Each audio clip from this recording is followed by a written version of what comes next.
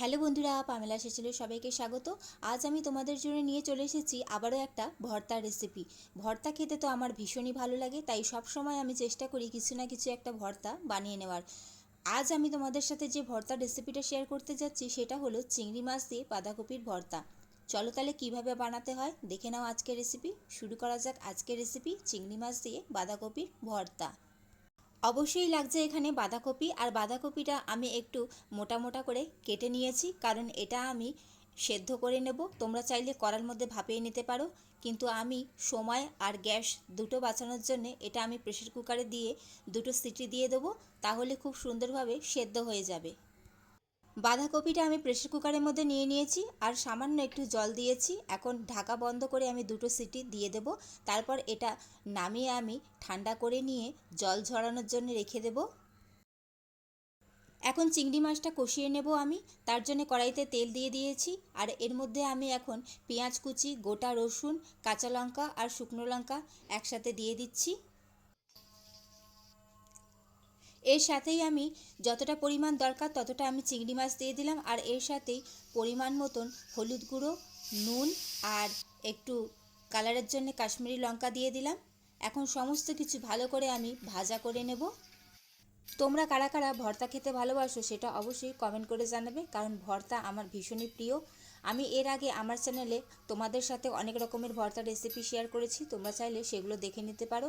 আর কিছুদিন আগে তোমাদের সাথে বাঁধাকপির ভর্তা রেসিপি একটা শেয়ার করেছিলাম, তবে সেটা ছিল সম্পূর্ণ নিরামিষ পদ্ধতিতে। আর আজ তোমাদের সাথে চিংড়ি মাছ দিয়ে বাঁধাকপির ভর্তার এই রেসিপিটা শেয়ার করছি। অনেকটাই প্রায় ভাজা ভাজা হয়ে গেছে, আর একটু ভাজা করে নিলে কিন্তু তৈরি হয়ে যাবে। তারপর এটা কিন্তু নামিয়ে ঠান্ডা করে নিতে হবে সম্পূর্ণটা। আর এই সময় কিন্তু গ্যাসের ফ্লেমটা অবশ্যই লোতে রাখতে হবে, যাতে পেঁয়াজ, চিংড়ি সমস্ত কিছু যেন সুন্দরভাবে ভাজা হয়ে যেতে পারে। সমস্ত কিছু সুন্দরভাবে ভাজা হয়ে গেছে, এখন আমি এটা গ্যাস থেকে নামিয়ে ঠান্ডা করে নেব। আর অন্যদিকে বাঁধাকপিটাও আমি ঠান্ডা করতে রেখে দিয়েছিলাম।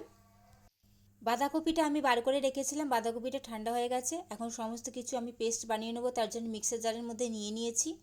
এর মধ্যে আমি এক মুঠো মতন ধনে পাতা দিয়ে দিচ্ছি, আর আমি অর্ধেক করে পেস্ট করছি, কারণ একবারে পুরোটা ধরবে না। এর মধ্যে কিন্তু কোনো রকম জল একদমই অ্যাড করতে হবে না, জল ছাড়া আমি সমস্ত কিছু দেখো পেস্ট বানিয়ে নিয়েছি। অন্যদিকে আমি কড়াতে তেল গরম করতে বসিয়ে দিয়েছিলাম, আর এর মধ্যে আমি কালো জিরে ফোড়ন দিয়ে দিয়েছি, আর ফোড়নটা ভালো করে ভাজা হয়ে গেছে। তোমরা চাইলে এখানে শুকনো লঙ্কা, কাঁচা লঙ্কাও অ্যাড করতে পারো, আমি কোনোটা দিইনি। আর এখন সমস্ত পেস্টটা আমি তেলের মধ্যে দিয়ে দিচ্ছি। এখন ভালো করে নাড়াচাড়া করে সমস্ত কিছু ভাজা করে নিতে হবে, কারণ বাঁধাকপিতে দেখতেই পাচ্ছ কতটা পরিমাণে জল আছে, জল ছাড়া পেস্ট করা হয়েছে। আর বাঁধাকপি থেকে অনেকটাই পরিমাণে কিন্তু জল বেরিয়েছে, দেখতেই পাচ্ছ। তো পুরোটা এটা শুকিয়ে নিতে হবে, তাহলেই কিন্তু রেডি হয়ে যাবে বাঁধাকপির ভর্তা। এখন এর মধ্যেই আমি পরিমাণ মতন নুনটাও দিয়ে দিচ্ছি।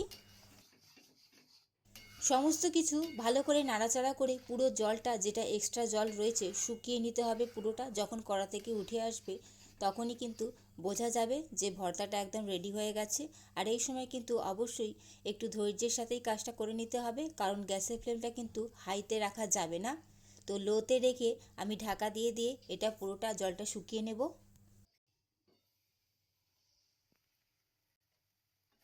এইভাবে ঢাকা দিয়ে দিয়ে পুরোটা একদম কষিয়ে নিতে হবে, যাতে জলটা সমস্তটা শুকিয়ে যায়। আর দেখতেই পাচ্ছ জলটা কতটা শুকিয়ে যাচ্ছে।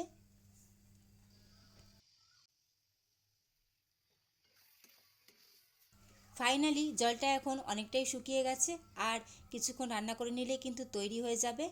এখন আমি ওপর থেকে নামানোর আগে একটু কাঁচা সর্ষের তেল দিয়ে দিচ্ছি, যাতে এর ফ্লেভারটা দ্বিগুণ হয়ে যায়। যে কোনো ভর্তাতেই নামানোর আগে ওপর থেকে একটু কাঁচা সর্ষের তেল দেওয়ার চেষ্টা অবশ্যই করবে, কারণ খুবই সুন্দর লাগে, খুবই সুন্দর একটা টেস্ট আসে। ফাইনালি রেডি হয়ে গেল বন্ধুরা চিংড়ি মাছ দিয়ে বাঁধাকপির ভর্তা। কেমন লাগলো তোমাদের আজকের এই রেসিপি অবশ্যই সেটা কমেন্ট করে জানাবে। ভালো লাগলে অবশ্যই লাইক, কমেন্ট, শেয়ার করে দিও, এবং অবশ্যই আমার চ্যানেলটি সাবস্ক্রাইব করে আমার পাশে থেকো। চলো টাটা।